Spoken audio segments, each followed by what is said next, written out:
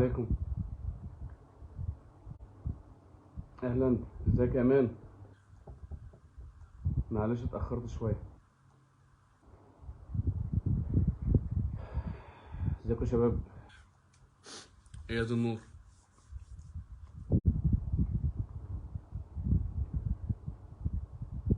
انا قلت اتاخر كده 5 دقايق الناس ادخل. تكون جاهزه بس على الستارت.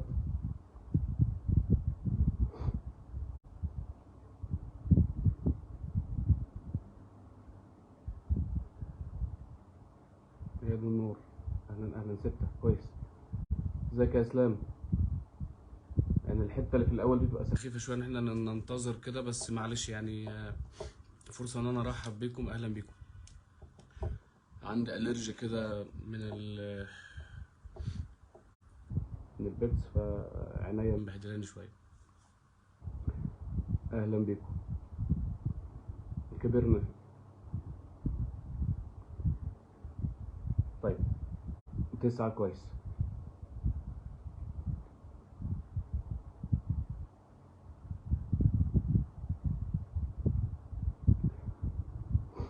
طيب النهارده هنتكلم عن مشكلة تساقط الشعر. يمكن عملت سيشن قبل كده كان العدد اللي موجود بسيط، فقلنا ان احنا مش هنسيف اللايف ونرجع تاني نتكلم في وقت تاني يكون في عدد اكتر. ايا كان بقى اللي موجود، انا هتكلم عن الموضوع بشكل كامل. كامل، وبعدين انزله على الصفحة. اللي ما حضرش ممكن يحضر بعدين. الهدف ان احنا يعني نستفيد. الفترة اللي فاتت يعني جات لي اسئلة كتير، هحاول اجاوب عليها كلها. في البداية يمكن يعني عندي شكر طبعا للناس اللي دايما كده بتشارك وبتدي ارائها في البوستات، سواء كان بشكل ايجابي او سلبي. يعني احنا بنتكلم في دواء، في علاج وارد يعني يجيب نتيجة مع الناس، وارد ما يجيبش نتيجة مع الناس. ده يعني ده طبيعي في اي علاج في الدنيا. ولكن من الشكل او الاسلوب الراقي ان احنا لما نعرض المشكله نعرضها بكل احترام. احنا بنجتهد للصواب ايا كانت النتيجه من عند ربنا سبحانه وتعالى.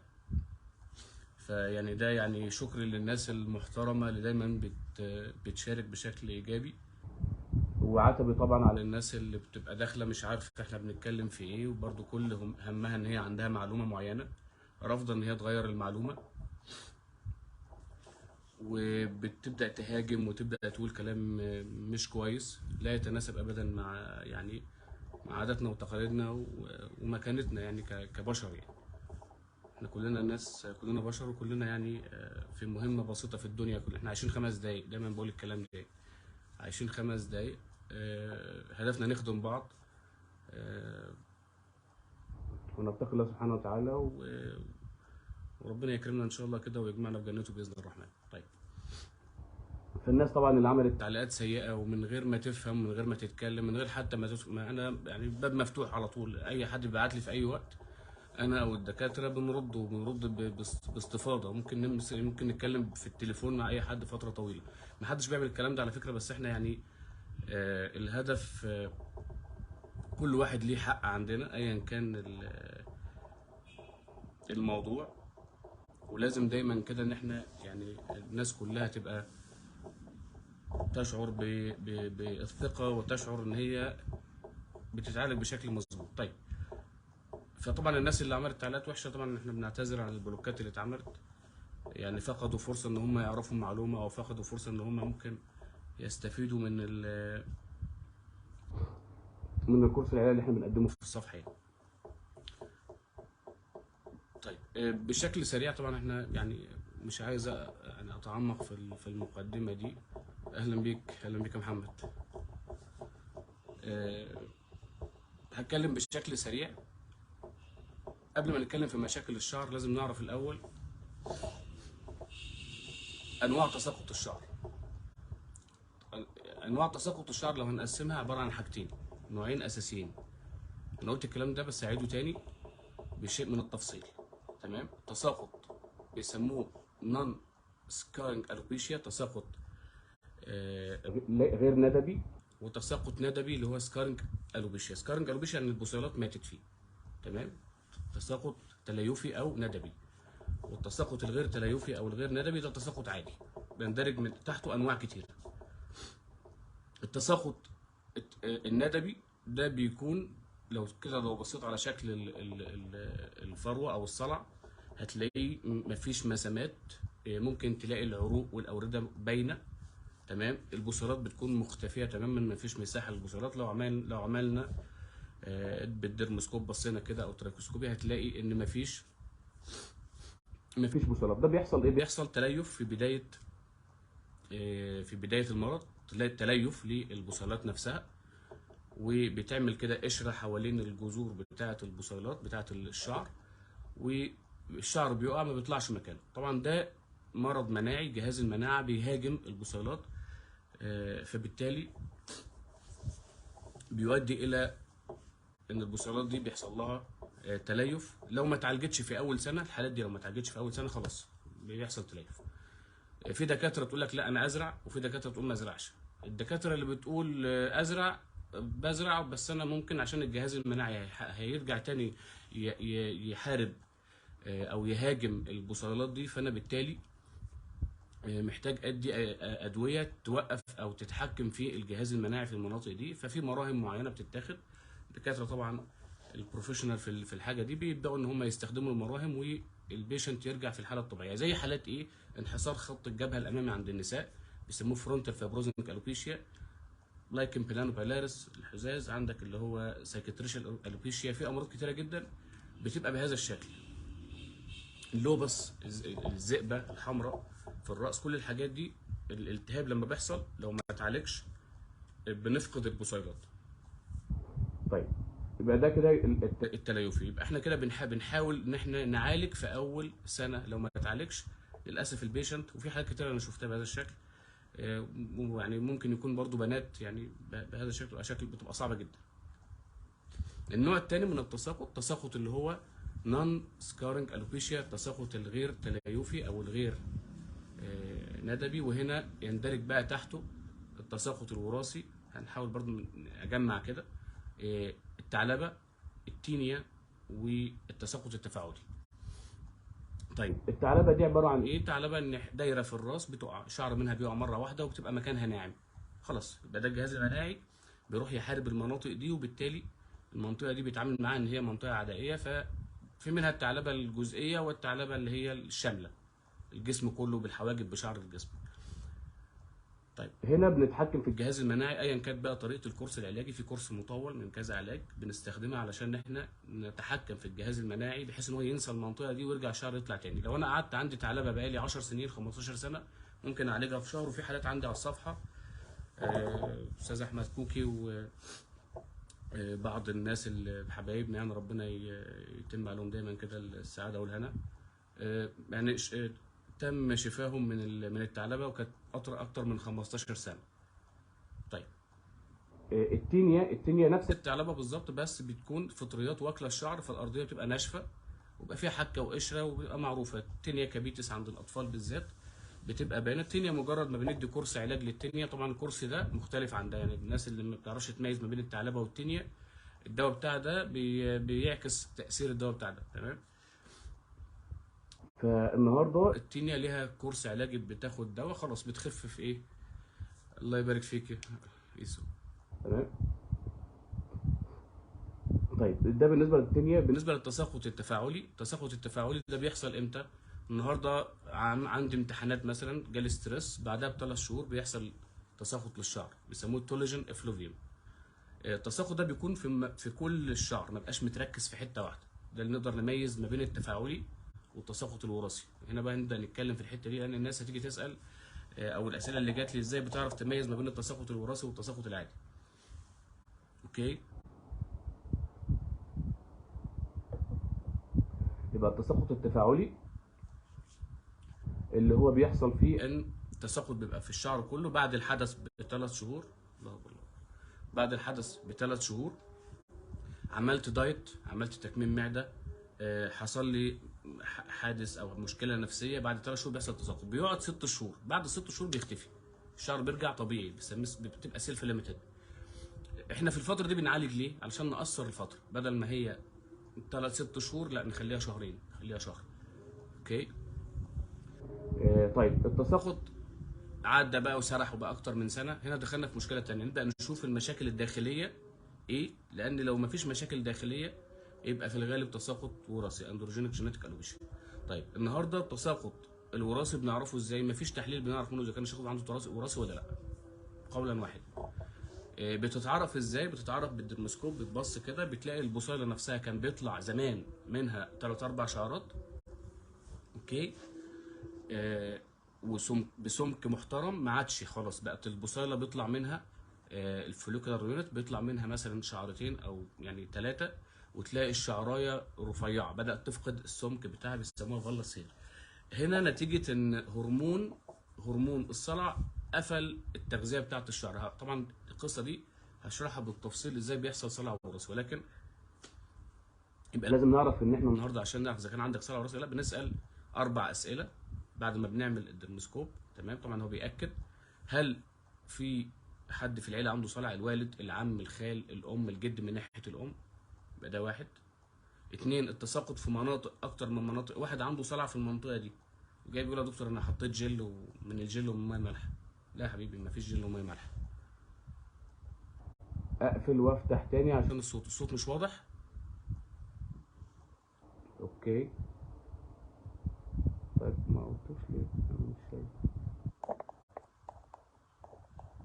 تاني الصوت واضح ولا لا؟ يا شباب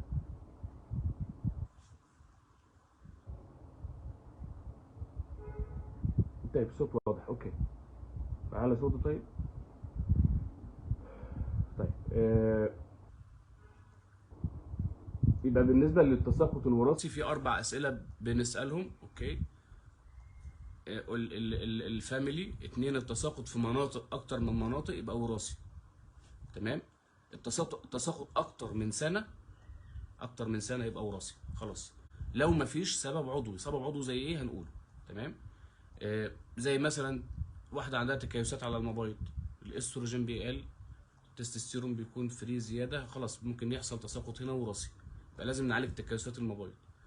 بناخد ادويه معينه بتعمل تساقط للشعر، يبقى دي برضو حاجه من الحاجات اللي لازم نبقى فاهمينها.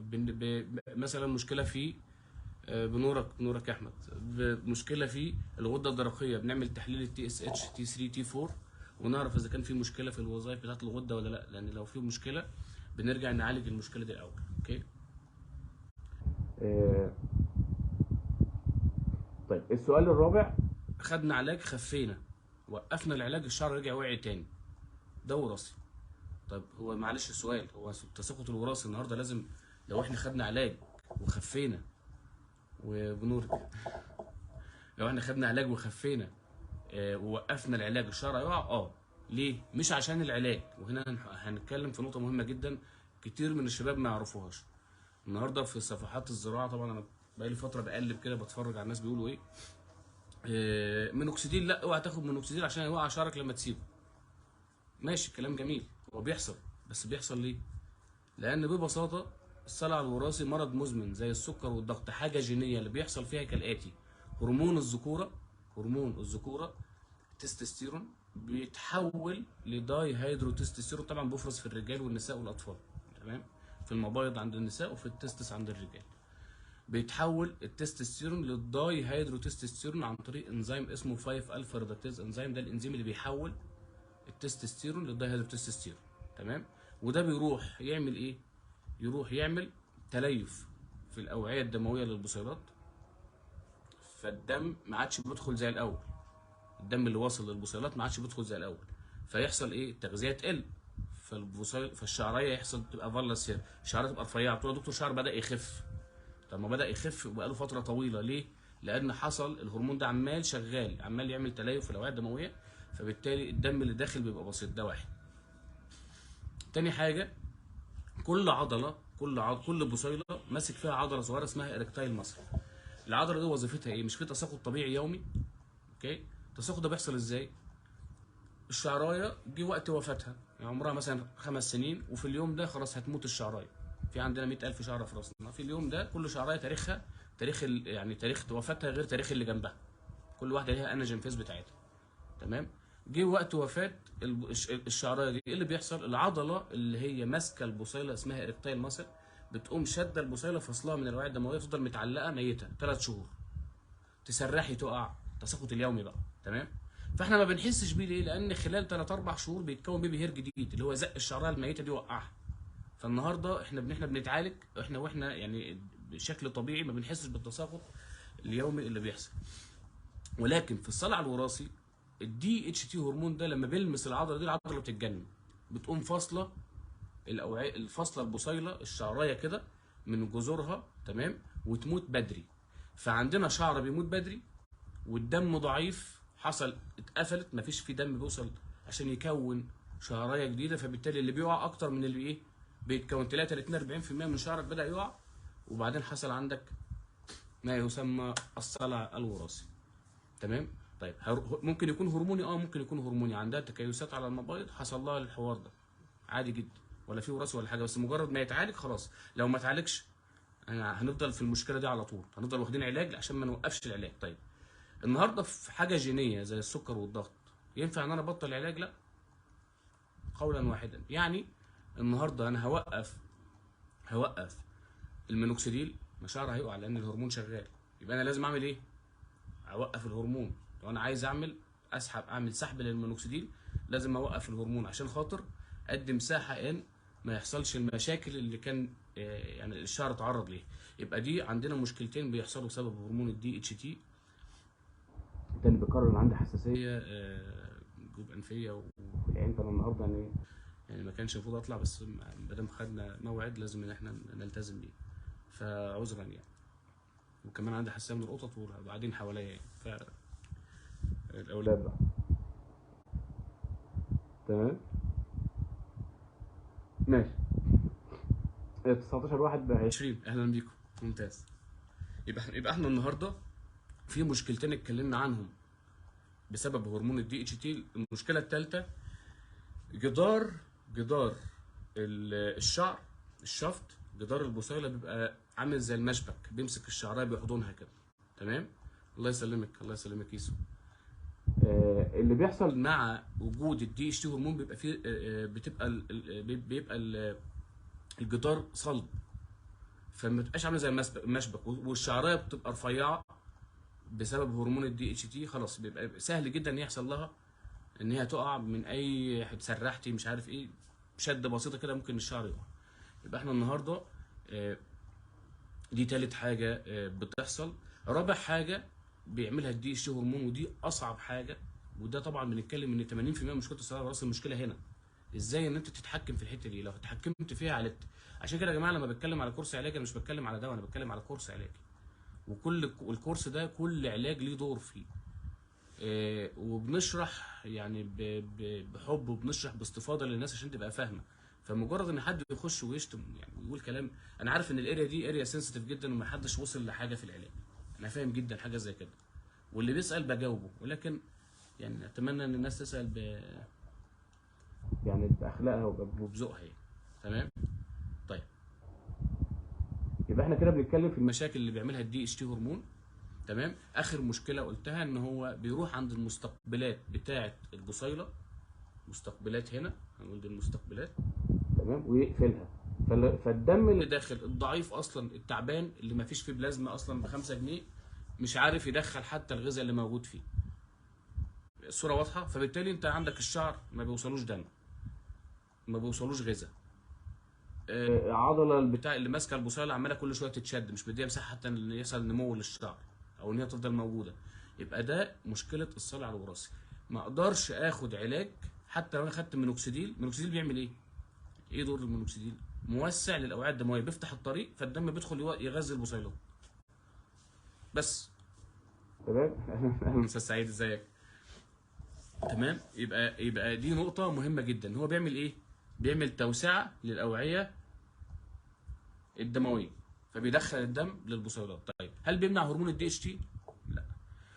لحد النهارده ما وصلوش للميكانيزم الرئيسي بتاع المينوكسيديل. تمام. ولكن انا هقول لكم المينوكسيديل بيعمل ايه. المينوكسيديل لحد النهارده اب تو ديت الدراسات، المينوكسيديل بيعمل زياده في حاجه اسمها الاناجين عن طريق حاجه اسمها بروستاجلاندين اي. بيزود الاكتيفيت البروستاجلاندين. جلاندين اي. الشعرايه امتى نقول ان الشعرايه هيلثي وصحيه و10 على 10؟ لما يكون عندها ثلاث حاجات: بروستاجلاندين اي مظبوط، بروستاجلاندين اف عالي، الاثنين دول عالي، وبروستاجلاندين اي قليل. تمام. الثلاث حاجات دول دوروا ورايا طبعا، هتاخدوا وقت على ما تعرفوا الداتا دي. بس دي يعني اعتقد محدش اتكلم في الداتا دي قبل كده على مستوى يعني مستوى موضوع الصلع الوراثي. وانا عارف ان في ناس هتاخد الداتا دي وتنسبها ليها وتشتغل بيها، زي ما طبعا خدوا الصور بتاعت الحالات عندي وبداوا ينزلوها. ولكن يعني ما ربك كريم، احنا بنعملها احنا سعداء اصلا، احنا فرحانين واحنا شغالين في حاجه زي كده، مش انتوا عارفين يعني احنا هدفنا مش مادي، ولا الهدف اساسا 100% ان احنا يعني الناس يعني ناخد ليفل تاني في علاج الصلع الوراثي. طيب يبقى احنا كده عندنا المشكله بتاعت التساقط الوراثي. المينوكسيديل بيعمل توسيع الاوعيه الدمويه زي ما انا قلت. يبقى النهارده محتاجين ان احنا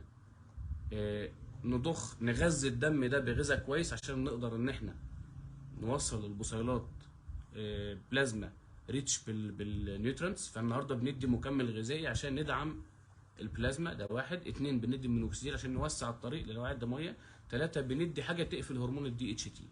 كيرلي ايلولوشن طبعا انا بتكلم عليه طول اليوم وعمال انزل صور وفيديوهات، وده احد الحاجات اللي تعبنا فيها جدا عشان نعمل التركيبه دي. وهي يعني حاجه من الحاجات مش مجال نقاشنا دلوقتي، ولكن هو بيقفل الدي اتش تي هرمون يعني بحاجه اسمها سينرجستيك افكت. 18 ماده بيشتغلوا بشكل هارموني مع بعض بحيث ان هم يقفلوا الدي اتش تي هرمون موضعيا. النهارده لو احنا سيبنا العلاج الشعر هيقع.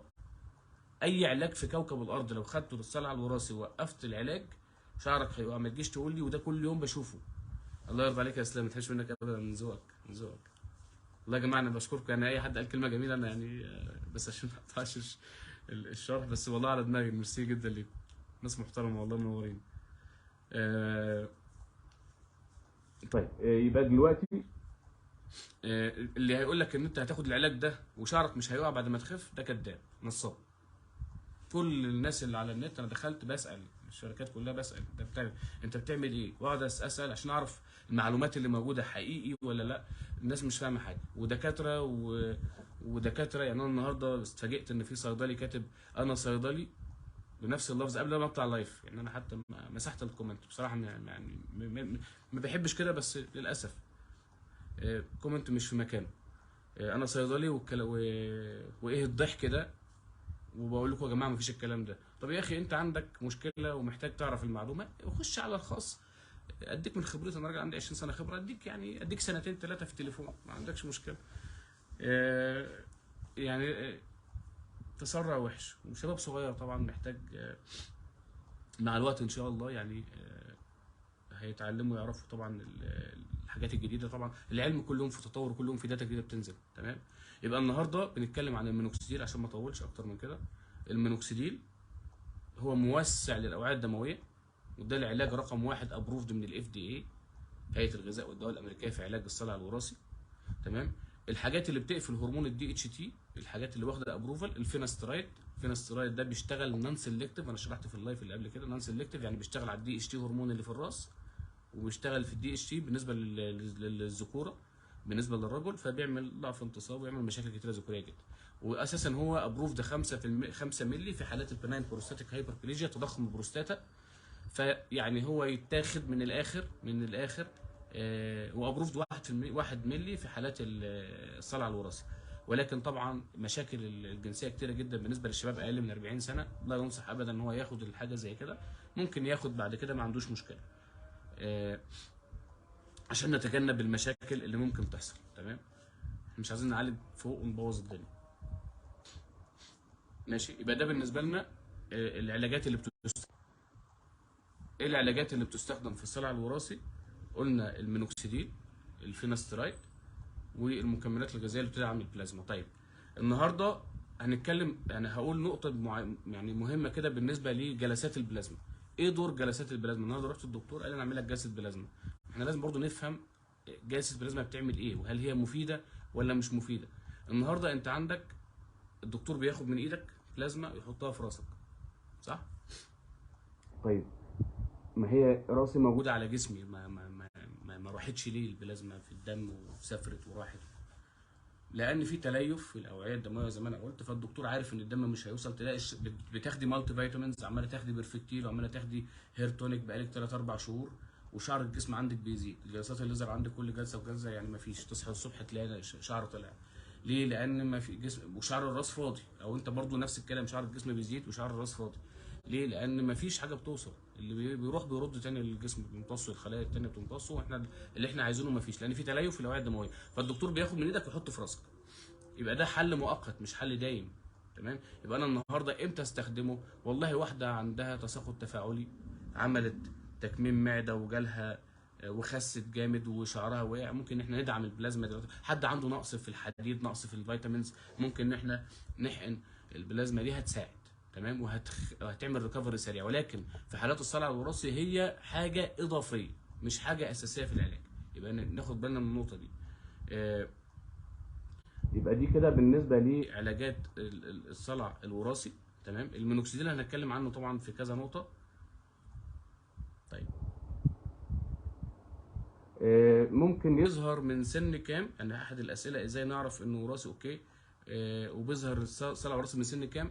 مش انا شفت حالات من سن 15 16 سنه وقبل كده، وحالات بقى يعني الدراسات الطبيه بتقول لك بقى يعني بعد سن ال 50 50% من الحالات بتاعت الصلع الوراثي بيجي لها صلع بعد سن ال 50. الكلام اللي موجود على النت بعد سن ال 30 مالكش ما فيش صلع وراثي، الكلام ده كلام خطا.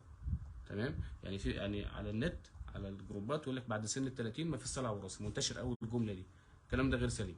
الدراسات بعد سن ال 50 في 50% من الحالات بيجي لها اندروجينيك جينيتيك الوبيشيا. فانت معرض طول فتره حياتك ان انت يجي لك حاجه زي كده، فتيك كير ان لما يجي لك الاعراض دي تبدا ان انت تزود الاناجين فيس عشان ترفع عمر الشعر. النهارده المينوكسيديل لو اتاخد في حالات تساقط شعر عادي مش وراثي، تمام. انا طلعت اللايف اللي فات قعدت ارش على راسي مينوكسيديل يعني في بدايه التعارف كده. ليه؟ تمام.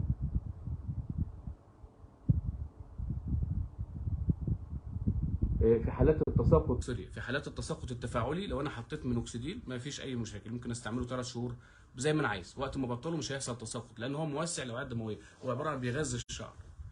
تمام. مش حاجه الجسم بيفرزها فانا قمت جاي مدخلها زي الكورتيزون مثلا. الكورتيزون بيفرز الغده النخاميه، بتدي امر للغده تمام. القذريه انها تطلع كورتيزول. الكورتيزول لو انا جبت كورتيزون خارجي من بره دي هتكسل الغده، هتكسل تفرز، فانا بالتالي فضلت عبد للحاجه دي. تمام. لان بدا الجسم يعتمد على عنصر خارجي في يعني كماده يعني. تمام. المينوكسيديل ما بيفرزش داخليا، فما فيش الكلام ده. يبقى المعلومه دي مهمه جدا. المينوكسيديل في حالات الصلع الوراثي مش هو اللي بيتاخد طول العمر.